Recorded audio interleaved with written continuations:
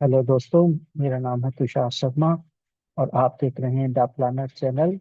आज हम बात करेंगे चिल्ड्रंस बेनिफिट प्लान्स के बारे में, ताकि हम हमारे बच्चों का फ्यूचर सेव कर सकें।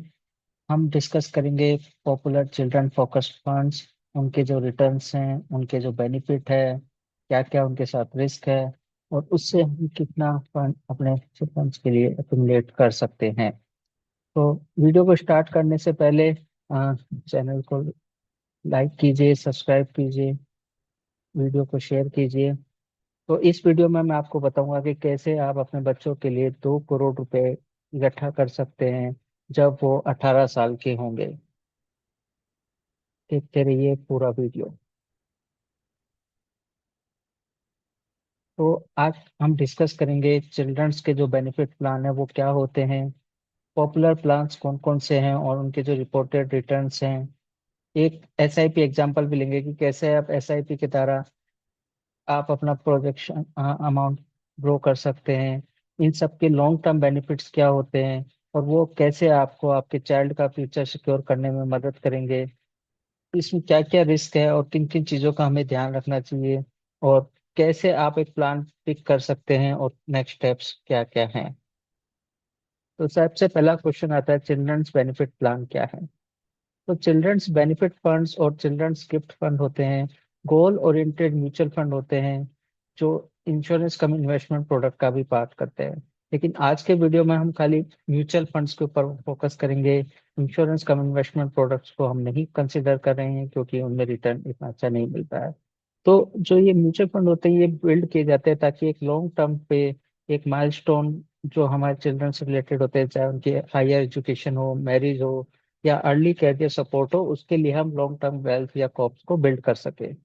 ये नेचर में हाइब्रिड टाइप के होते हैं, मतलब ई इक्वल टी प्लस डेप्ट का जो कॉम्बिनेशन होता है उसमें होता है, और इसमें एक लॉकिंग पीरियड भी रखा जाता है अप्रोक्स 3 to 5 years का, ताकि जो लॉन्ग टर्म इन्वेस्टिंग है उसको इंकरेज किया जा सके। तो जो भी यूजर्स हैं जो मार्केट की ऊपर नीचे से परेशान होके अपना कॉप्स रिडीम कर लेते हैं या अमाउंट रिडीम कर लेते हैं, उन लोगों के लिए ये प्लान बेस्ट होता है, क्योंकि यहाँ आपको डेप्ट का एक्सपोजर भी मिलता है, प्लस क्योंकि लॉकिंग पीरियड की वजह से आप अमाउंट को विड्रॉल नहीं कर पाते, तो लॉन्ग टर्म पे आपको वेल्थ क्रिएट करने में भी हेल्प मिलती है। तो अब हम कुछ जो फेमस चिल्ड्रंस के प्लान है उनका कुछ कंपैरिजन करेंगे। तो आप देख सकते हैं कि यहाँ पे 8 प्लान्स अवेलेबल हैं। जैसे SBI Magnum children's benefit fund है, आईसीआई प्रुडेंशियल चिल्ड्रंस फंड है, एचडीएफसी का चिल्ड्रंस फंड है, यूटीआई का चिल्ड्रन फंड है, टाटा का है, आदित्य बिरला है, एक्सिस का है। और तो इन सब के अगर हम 3 to 5 year रिटर्न्स देखेंगे तो वो आप देख सकते हैं कि अप्रोक्स 15% से 18% की रेंज में आपको ये रिटर्न मिल जाता है। वहीं अगर हम इनके एक्सपेंस रेशियो की भी बात करें तो ऑन एन एवरेज 1% का एक्सपेंस रेशियो है। टाटा चिल्ड्रन फंड्स का एक्सपेंस रेशियो थोड़ा हायर साइड में है, लेकिन एसबीआई हो या एचडीएफसी हो, इनके एक्सपेंस रेशियो काफी कम है। तो ऑन एन एवरेज आप मान सकते हैं कि लॉन्ग टर्म पे आप 15 से 18% का जो रिटर्न है वो आप इजीली अचीव कर सकते हैं इन प्लान्स के थ्रू। अब हम बात करते हैं एक एसआईपी प्रोजेक्शन की, कि कैसे एक 15,000 रुपये पर मंथ की एसआईपी आपके लिए लॉन्ग टर्म पे वेल्थ क्रिएट कर सकती है आपके बच्चों के लिए। तो अगर आप एक 15,000 रुपये की एसआईपी 18 साल के लिए करते हैं, उनके बर्थ मतलब पैदा होते ही, और अगर हम एनुअल रिटर्न को थोड़ा मोट कंजर्वेटिव साइड लाइक 12% का रिटर्न अगर हम मान के चले, तो लगभग 1,06,00,000 रुपए हम जनरेट कर सकते हैं। वहीं अगर हम एक एवरेज रिटर्न 15% का लेके चले तो ये अमाउंट करीबन 1,47,00,000 के पास जाएगा। और अगर हम हायर साइड पे 18% का रिटर्न लेके चल रहे हैं तो हम 2 करोड़ रुपए भी जनरेट कर सकते हैं। ये वो अमाउंट होगा जिसकी मदद से आपके बच्चे का फ्यूचर काफी सेफ रहेगा, और इन फ्यूचर जो उसके एक्सपेंस होंगे वो आप इजीली इसके अंदर कवर कर सकते हैं। तो जो भी एक गोल बेस्ड प्लानिंग होती है उसके लिए ये एक 15,000 रुपए की एसआईपी आपका सारे जो गोल्स है उनको अचीव करने में मदद करेगी। तो जैसे कि हमने बात करी, इनके जो लॉन्ग टर्म बेनिफिट्स होते हैं, क्योंकि इनमें जो लॉक इन पीरियड होता है, तो स्ट्रक्चर्ड इन्वेस्टिंग हमें अलाउ करती है कि हमारा जो कॉप्स है वो बिल्ड हो, और एक यूजर को डिसिप्लिन में रखती है। मतलब आप 6 महीने साल भर मान लीजिए मार्केट ने परफॉर्म नहीं किया, जैसे पिछले 1 साल में इक्विटी ने परफॉर्म नहीं किया है, तो उन केसेस में आप अमाउंट को विड्रॉ नहीं कर पाएंगे ड्यू टू लॉकिंग नेचर। और वही लॉन्ग टर्म पे आपकी हेल्प करेगा वेल्थ क्रिएट करने में, क्योंकि इनमें इक्विटी एक्सपोजर भी होता है। तो लॉन्ग टर्म पे आप इन्फ्लेशन बीटिंग रिटर्न्स भी एक्सपेक्ट करके चल सकते हैं, जो कि अभी हमने देखा कि हम 15 से 18% का रिटर्न एक्सपेक्ट करके चल रहे हैं। इसके अलावा हाइब्रिड फंड होने से इसमें जो डेप्ट एलोकेशन होता है, जो मार्केट की वॉलिटी होती है, उनमें आपको काफी अच्छा रिटर्न देती है। तो अगर हम 1 साल के रिटर्न की बात करें तो वहां पे भी हमें रिटर्न्स यहाँ पे मिले हैं।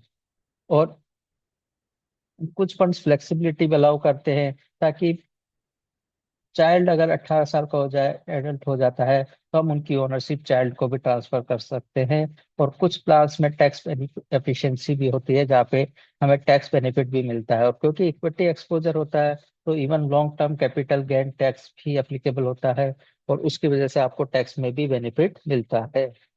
तो ये प्लान्स आपके बच्चे का चिल्ड्रन कैसे सिक्योर कर सकते हैं कि ये लॉन्ग टर्म के लिए बनाए जाते हैं, 15 साल 20 साल के लिए, ताकि हम उनके जो एजुकेशन का माइलस्टोन है, उनकी मैरिज का माइलस्टोन है, उन सबको हम कंप्लीट कर सके। इसके अलावा इसमें कंपाउंडिंग का इफेक्ट मिलता है, तो जितनी जल्दी हम मार्केट में इन्वेस्ट स्टार्ट करते हैं, उतनी जल्दी हमें कंपाउंडिंग की बेनिफिट से हमारा जो अमाउंट है वो ग्रोथ करता है। और क्योंकि डिफरेंट एसेट क्लास में डाइवर्सिफिकेशन होता है, तो मार्केट रिस्क भी कम होता है। और रेगुलर एसआईपी करने से जो टाइमिंग होता है मार्केट का, उसकी रिस्क भी हमें कम हो जाती है। और एक सेविंग की जो हैबिट होती है वो जनरेट होती है, जो हमें अदर चीजों में भी हेल्प कर सकती है और करती है। लेकिन इसके साथ इसमें कुछ रिस्क भी होते हैं, जिनका भी हमें पता होना चाहिए। जैसे मार्क क्योंकि ये मार्केट लिंक प्लान है, तो लेट्स से मार्केट में अगर 20% 25% का एक लार्ज करेक्शन आया, जैसे कोविड के टाइम में लार्ज करेक्शंस आए थे, तो उन केसेस में आपका अमाउंट शॉर्ट टर्म के लिए रिटर्न्स को कम भी कर सकता है। तो अगर ये करेक्शन आपके, जब आप मैच्योरिटी अमाउंट विड्रॉ करना चाह रहे हो उस टाइम अगर ये करेक्शन आते हैं, तो ये आपके प्लानिंग को थोड़ा डेंट दे सकते हैं। अब क्योंकि इनमें लॉक इन पीरियड होता है या एग्जिट लोड्स ज्यादा होते हैं, तो कुछ केसेस में अगर हमें लिक्विडिटी करनी हो, तो वहां पे भी हमें हायर एक्सपेंस रेशियो या एग्जिट लोड पे करना पड़ सकता है। अब जैसे हमने बात करी थी, कुछ फंड्स के लिए एक्सपेंस रेशियो भी ज्यादा होते हैं, और वो लॉन्ग टर्म पे हमारी वेल्थ के इशू क्रिएट करते हैं। वैसे हमने यूलिप प्रोडक्ट्स को कंसिडर नहीं किया है, लेकिन वो यूलिप प्रोडक्ट्स यहाँ पे आपके रिटर्न्स को कम भी कर सकते हैं। और इसके अलावा अगर अदर टाइप के टैक्सेस भी अगर इन फ्यूचर, क्योंकि जैसे long term capital gain tax एक टाइम पे मार्केट में था नहीं, फिर गवर्नमेंट ने इसको 10% का इंट्रोड्यूस किया, फिर इसको 12.5% कर दिया गया है। तो हो सकता है कि इन फ्यूचर गवर्नमेंट इसमें और चेंजेस कर दे, इसको और बढ़ा दे, तो उस केसेस में आपका जो टोटल रिटर्न होगा उस पे भी इसका इम्पेक्ट आएगा। हालांकि इसमें हम कुछ कर नहीं सकते, लेकिन ये एक रिस्क है जिसका हमें पता होना चाहिए। तो अब बात आती है कि हम हमारे चिल्ड्रंस प्लान्स को कैसे चूज करें। तो सबसे पहले तो हमें उनके लिए गोल सेट करने होंगे, कि लेट से अगर आपका बच्चा की करंट एज क्या है, उसके बेसिस पे जब उसकी हायर एजुकेशन होगी, तब आपको उसके लिए कितना, कौन से साल में उसके लिए पैसा चाहिए। लेट से आपको 15 साल बाद चाहिए या 16 साल बाद चाहिए, देन उसके बाद उसकी मैरिज के लिए आप सेम इस पर प्लानिंग करेंगे। फिर आपको आपकी रिस्क कैपिटल भी पता होना चाहिए कि आप लॉन्ग टर्म इन्वेस्टमेंट रह सकते हैं या आप हाइब्रिड रहना चाहिए। इसके अलावा जो आप फंड का ट्रैक रिकॉर्ड है वो 5 साल या 10 साल का चेक करना चाहिए। उनका जो फंड मैनेजर है उसकी परफॉर्मेंस चेक कर सकते हैं, उसका जो ओम्स है जब वो चेक कर सकते हैं, उसका एक्सपेंस रेशियो चेक कर सकते हैं। और जो लोअर एक्सपेंस रेशियो उन फंड्स को प्रेफर करना चाहिए, ताकि आपको अननेसेसरी चार्जेस पे नहीं करना पड़े। और यूनिट प्रोडक्ट के बजाय म्यूचुअल फंड्स को प्राथमिकता देनी चाहिए। मैं पर्सनली भी यूलिप में इन्वेस्ट नहीं करता हूँ, तो म्यूचुअल फंड्स में यूज कीजिए, और म्यूचुअल फंड्स आपके लिए बेनिफिट होंगे। इसके अलावा जो नेक्स्ट स्टेप्स है वो आप कर सकते हैं कि एसआईपी स्टार्ट कीजिए और जल्दी से जल्दी कीजिए। और चाइल्ड के गोल के हिसाब से एक अमाउंट डिसाइड कीजिए, उसमें इक्विटी वर्सेस हाइब्रिड में अमाउंट डिप्लॉय कीजिए, उस अमाउंट को और उस एलोकेशन को रिविजिट कीजिए मैनुअली। जैसे जैसे आपका टारगेट डेट नियर आ रही है, मैं सजेस्ट करूंगा कि इक्विटी का एक्सपोजर कम करके उसको डेप्थ में मूव कीजिए, ताकि आपको कोई सडन सरप्राइज नहीं मिले ड्यू टू मार्केट वोलेटिलिटी। इसके अलावा मल्टीपल वेबसाइट्स है, एसबीआई एएमसी की वेबसाइट है, फाइनेंशियल पोर्टल है, इन पे भी आप टाइम टू टाइम चेक करते रहते हैं। नहीं तो चैनल को सब्सक्राइब करके रखिए, जैसे ही कोई अपडेट आएगी हम भी आपके साथ शेयर करेंगे।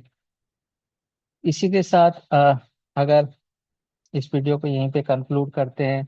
अगर आपको कोई पॉइंट है या कोई टॉपिक है तो इसके बारे में आप डिस्कस करना चाहते हैं तो कमेंट्स में हमें बताइए। वीडियो आपको कैसा लगा उसके बारे में भी कमेंट्स में हमें बताइए। अपना फीडबैक दीजिए, चैनल को सब्सक्राइब कीजिए, वीडियो को लाइक कीजिए और इसी तरह हमारा मोटिवेट करते रहिए।